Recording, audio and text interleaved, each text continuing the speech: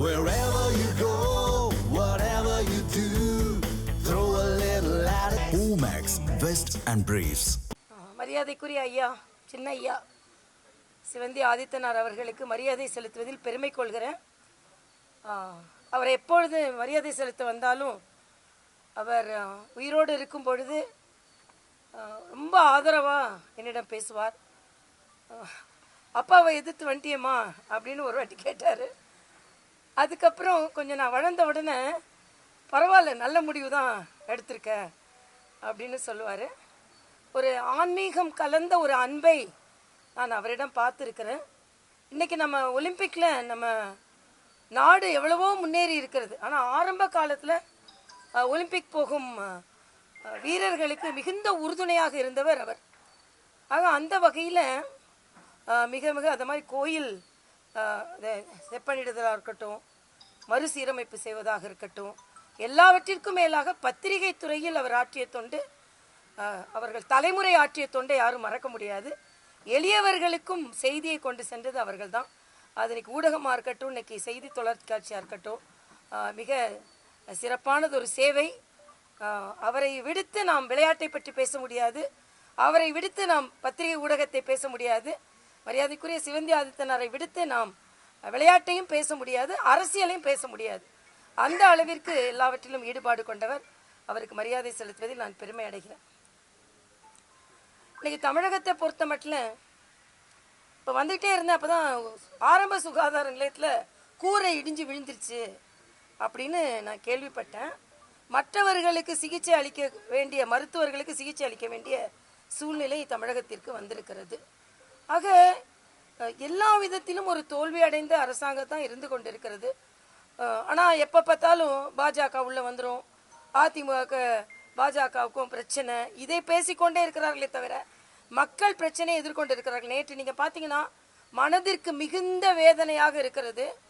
ஒரு ஹாஸ்டலில் ஒரு 14 வயது மாணவனை உடையெல்லாம் ரிமூவ் பண்ணிட்டு நிர்வாணமாக கொடூரமாக தாக்குதல் நடந்தது.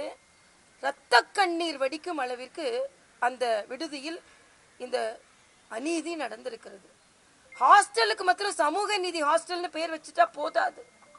இன்னைக்கு அதே மாதிரி தான் நேற்று 2 ஒப்பந்த தொழிலாளர்கள் கால்வாயை சரி செய்கிற நேரத்தில் 2 பேர் உயிரிழந்திருக்கிறார்கள். இந்தியா முழுவதும் இன்னைக்கு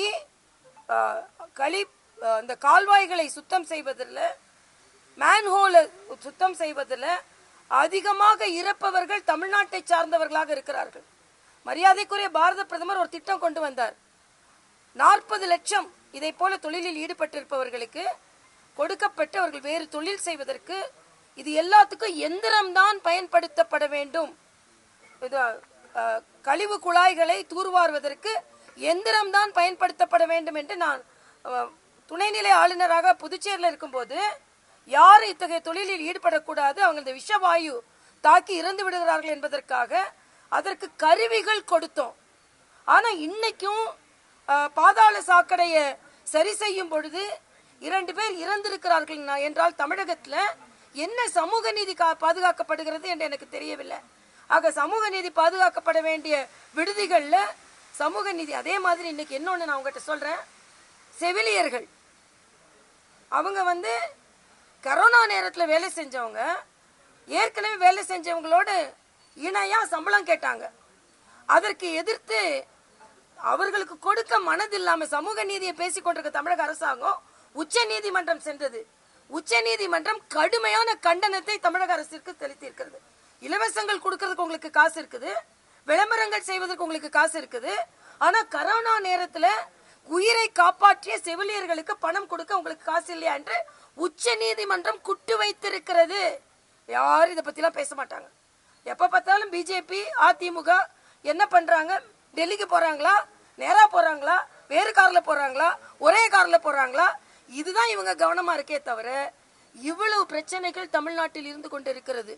உச்ச நீதிமன்றம் அதே மாதிரி தான் சிலை வைக்கிறதுக்கு, இங்கே சிலை வைக்கக்கூடாதுன்னு உயர் நீதிமன்றம் சொன்ன உடனே கலைஞர் சிலைக்கு உடனே உச்ச நீதிமன்றம் சொன்னாங்க. உச்ச நீதிமன்றம் என்ன கேட்டிருக்கிறது, மக்கள் வரி பணத்தில் உங்களுக்கு எதுக்கு சிலைன்னு கேட்டிருக்கிறாங்க. ஆக இன்னைக்கு யாருக்கும் சம்பளம் கொடுக்கறதுக்கு காசு இல்லை, ஆனால் பேனா சிலை வைக்கிறது காசு இருக்கு. சம்பளம் கொடுக்கறதுக்கு காசு இல்லை, ஆனா சிலை வைப்பதற்கு காசு இருக்கிறது. சம்பளம் கொடுக்கறதுக்கு காசு இல்லை, ஆனா வெளிநாடு போவதற்கு காசு இருக்கிறது. இது மிக கடுமையான எனது கண்டனத்தை தெரிவிக்கிறேன். அதே மாதிரிதான் ஜிஎஸ்டி வரி குறைப்பு என்பது உலகமே பாராட்டி கொண்டிருக்கும் பொழுது முதலமைச்சர் சொல்றாரு 8 வருஷம் ஏன் செய்யல? 17 வகையான வரியை விதித்துக் கொண்டிருந்தார்கள் காங்கிரஸ் திராவிட முன்னேற்ற கழகம். அந்த 17 வரியை இன்னைக்கு 2ஆ குறைச்சிருக்காங்கன்னா அதை பாராட்டாமல், அப்ப மக்களுக்கு எது நல்லது செஞ்சாலும் இவங்களுக்கு கவலை. ஐயோ மக்கள் நல்லது நடந்துருச்சுன்னா பிஜேபி நோக்கி போயிட போறாங்களே, மோடி அவர்களை பாராட்டிட போயிடுறாங்களேன்னு உடனே அதுக்கு ஒரு அறிக்கை. அதனால மக்கள் சார்ந்து முதலமைச்சர் இருக்க வேண்டும் என்று நான் கேட்டுக்கொள்கிறேன். ஜிஎஸ்டி வரி குறைப்பு வந்து ஒரு காலம் தாழ்ந்த ஒரு வரி குறைப்பு. இதனால பொதுமக்கள்கிட்ட வந்து அந்த பயன் போய் சேரலன்னு பிசிகே தலைவர் வந்து ஒரு கருத்து எதிர்கருத்து வைக்கிறார். இது அதாவது நான் கேட்கிறேன், மன்மோகன் சிங் ஆட்சி காலத்துல எப்படி விலைவாசி இருந்தது? 17 வகையான வரி இருந்ததா இல்லையான்னு திருமாவளவன் எனக்கு பதில் சொல்லட்டும். இந்த ஸ்லாபை எப்படி உருவாக்குனாங்கன்னு அவருக்கு தெரியுமா? எல்லாம் அந்த 17 வரியும் கூட்டும் பொழுது அது 16% வந்து அதில் 18%, 5% வந்து அது 5% போட்டிருந்தாங்க. ஆனா இன்னைக்கு 65 லட்சம் பேர் இந்த ஜிஎஸ்டி வரி கட்டி கொண்டிருந்த வணிகர்கள் இன்னைக்கு 1,30,00,000 பேர் கட்ட ஆரம்பித்திருக்கிறார்கள். ஆக முறைப்படுத்துவதற்கு கொஞ்சம் கால அவகாசம் வேண்டும். அந்த முறைப்படுத்துகின்ற கால அவகாசமும் என்ன? ஜிஎஸ்டி வரியை பார்த்து மோடி அவர்கள் பாக்கெட்ல போட்டுக்கிட்டாங்க. மாநில அரசுக்குள்ள பங்கை கொடுக்க தான் செஞ்சாங்க. மாநில அரசு சும்மா இல்லை நான் சொல்லல, அது மக்களுக்காக தான் செலவு செய்யறாங்க. அதனால ஒரு நாட்டின் வரி விகிப்பு இன்னைக்கு குறைத்திருக்கிறார்களே என்று நினைக்காமல், ஏன் அன்னைக்கு குறைக்கல? ஏன் நீங்க 17 வரியை நீங்க ஆதரிச்சுட்டு கொண்டிருந்தீங்க? அன்னைக்கு வரியா போடாம என்னமோ இன்னைக்கு வரி போட்ட மாதிரி பேசுறீங்க. அதனால அண்ணன் திருமாவளவன் கொஞ்சம் மனசாட்சியோட பேசணும். இனிமே பேசுவார்னு நினைக்கிறேன். ஏன்னா இப்ப காங்கிரஸ் இப்பதான் முதல்ல ஆட்சியில பங்கு கேட்க ஆரம்பிச்சிருக்கிறாங்க. திருமாவளவன் அவர்களுக்கு துணை முதலமைச்சர் பதவி கொடுக்கணும் நாம ஏற்கனவே கோரிக்கை வைத்தோம். ஏன்னா பட்டியலின சகோதரர்கள் உண்மையாகவே சமூக நீதியை மரியாதைக்குரிய அண்ணன் ஸ்டாலின் அவர்கள் பின்பற்றுகிறார்கள் என்றால், நானே எங்க குடும்பத்தை சார்ந்தவங்க தான் முதலமைச்சர், துணை முதலமைச்சர் எங்க குடும்பத்தை சார்ந்தவர்கள், பாராளுமன்றத்தில் தலைவரும் எங்க குடும்பத்தை சார்ந்தவர்கள் அப்படின்னு இல்லாம துணை முதலமைச்சர் பதவியே இன்னும் ஒரு 6 மாசம் காலம் தான் இருக்கு. அதுக்கப்புறம் தேசிய ஜனநாயக கூட்டணி தான் ஆட்சிக்கு வரப்போகுது. ஒரு 6 மாசத்துக்காகவாவது திருமாவளவன் அவர்களுக்கு துணை முதலமைச்சர் பதவியை கொடுத்து நீங்க சமூக நீதி காவலர்கள் என்று பேர் வாங்கி கொள்ளலாம்னு நான் நினைக்கிறேன். இது வந்து ஆனா 2026 தேசிய ஜனநாயக கூட்டணி தான் வெற்றி பெறும். அதற்கான அத்தனை அடித்தளமும் இருக்கிறது. மக்கள் மகிழ்ச்சியாக இருக்கிறார்கள். அதனால இன்னைக்கு விலை குறைஞ்சிட்டே மக்கள் மகிழ்ச்சியாக இருப்பாங்களேன்னு சந்தோஷப்படாம, ஐயோ விலை குறைஞ்சி போச்சே அதனால அவங்க பை நிறையுது, பாக்கெட் நிறையுது, அதனால நிறைஞ்சி தாமரைக்கோ ரெட்டை இலைக்கோ ஓட்டு போட போறாங்க. இப்ப கவலை அதிகமாயிடுச்சு. ஜிஎஸ்டி குறைந்தது, மக்களின் மனது மகிழ்ச்சி அடைந்து விட்டது, இண்டி கூட்டணியின் மனது சோர்வடைந்து விட்டது. அதான் எனது கருத்து. தேங்க்யூ.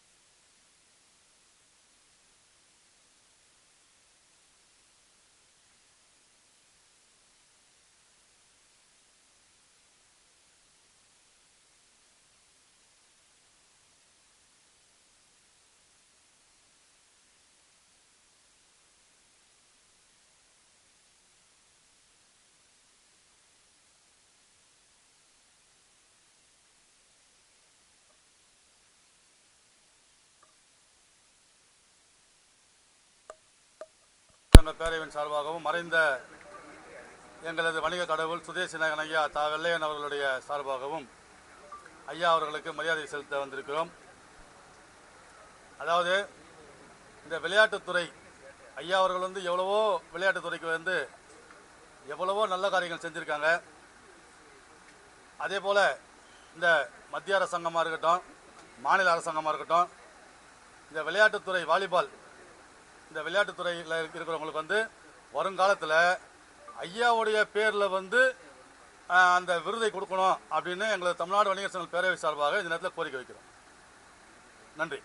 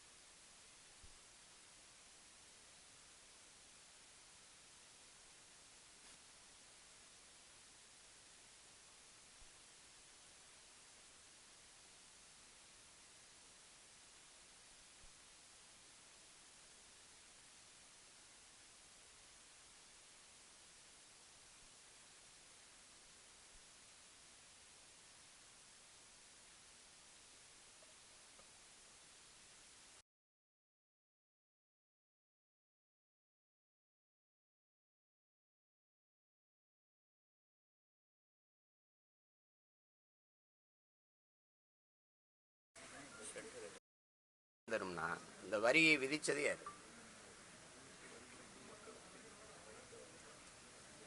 கேட்கறதுக்கு நீங்க கேள்வி கேட்டீங்கல்ல, நான் ஒரு கேள்வி கேட்கறேன்ல, பதில் சொல்லுங்க. ஏன் குறைச்சிங்க? ஏன் குறைச்சிங்க? பதில் ஏதாவது இருக்கா? ஏன் குறைச்சிங்க சொல்லுங்க. ஏன் குறைச்சிங்க? ஏன் குறைச்சிங்க அதுக்கு சொல்லுங்க. ஏன் குறைச்சிங்க? அதாங்க. Wherever you go, whatever you do, throw a little at it. Omax, Vest and Briefs.